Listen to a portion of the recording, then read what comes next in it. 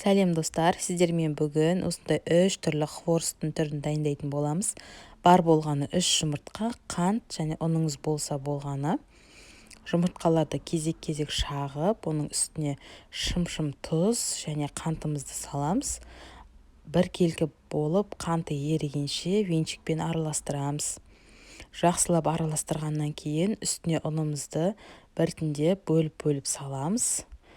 Және қолымызбен қамыр илейміз. Осылай жұмсақ қамыр болуы керек. Шамалы бір 20 минуттай тындырып, жая береміз. Осылай жұқа етіп жайсаңыздар, қытырлақ, дәмі жақсы болып шығады. Осылай кесіп аламыз.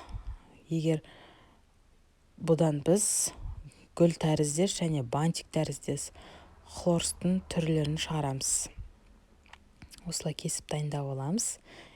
Одан кейін менде бантик хворост, ол үшін бізге осындай бөліктерге бөліп, ортасын бір-біріне біріктіреміз. Осындай бантик формасындағы хворосттар дайын болады. Бұл қонақ күткен кезде өте ерекше, дәмі де жақсы болатын тәттінің түрі, және мынау роза гүл тәріздес хворосттың түрі болады. Қызып тұрған майда осылай айналдырып, ортасын барлығын ашып пісіреміз. Келесі бөлігін аударып, осылай қызарғанша, сары түсті болғанша өстіп қуырып аламыз барлығын.